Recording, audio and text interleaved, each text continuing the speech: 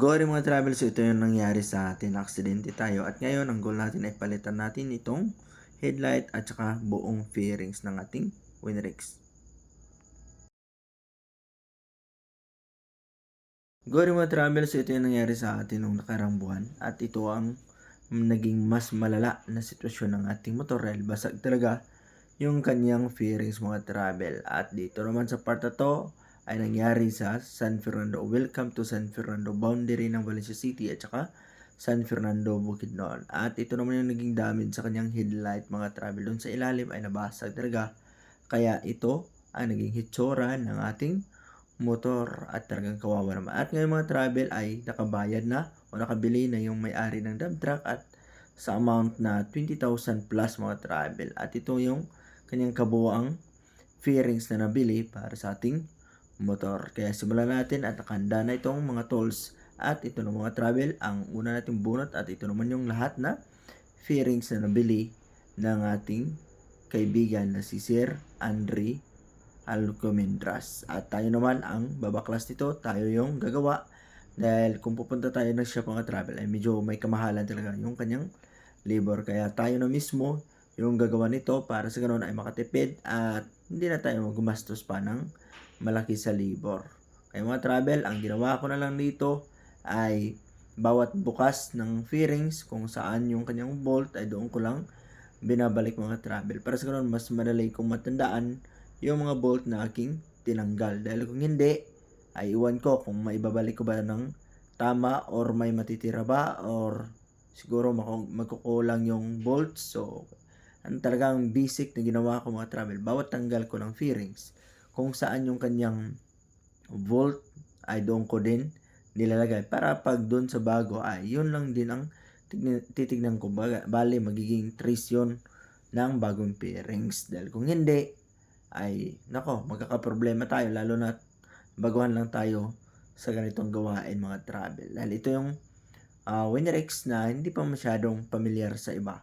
At tayo yung gumawa dahil nakapagbukas na tayo dito, nabaklas na natin yung kanyang fairings. Kaya kayang-kaya na to. Huwag lang natin kalimutan yung bolts. Dahil pag nakalimutan natin, yari tayo dito. Kaya may ramdam ako na kinakabahan talaga. Dahil, yun nga, nag-aalala ko, baka hindi ko maibalik.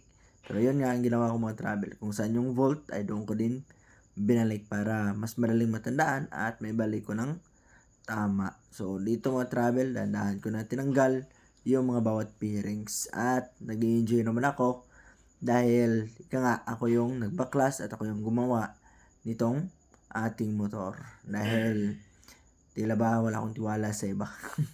Sorry pero yung kaya kong gawin ay gagawin ko na lang para sa ganoon ay makalis ng libor at hindi na masyadong makaabala pa sa ibang motorista na nagpapagawa doon sa shop. Dahil tayo ay kaya naman natin itong gawin.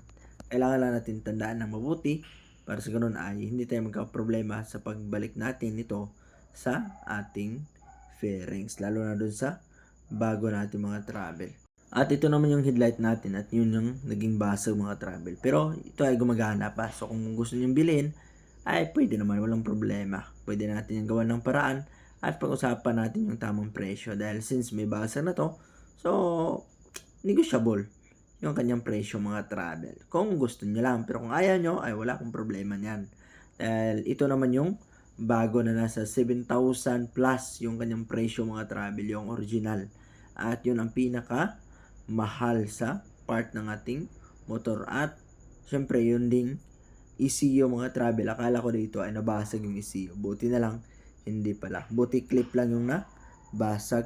Dahil kung ECU ay siguro hindi andar yung motor. Dahil yan ang nagiging puso ng ating motor para sa ganun ay umandar ng maayos at magiging functional yung lahat ng kanyang parts sa mga travel. Kaya buti na lang, hindi masyadong malala yung tama sa ECU, yung clip lang yung nabasag. At ito naman ang oras na naikabit na natin yung kanyang headlight mga travel. At hindi ko na nagawa ng video dahil nag-overheat yung GoPro.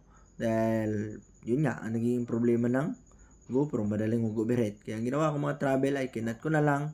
At ito ang nagiging itsura ng motor natin pag walang fairings. At ngayon, tapos na tayo mga travel at ito na ang naging itsura ng ating motor. Diba? Swabing-swabe, balik na sa dati. Pugi na yung datingan at halos lahat yung pinalitan mga travel.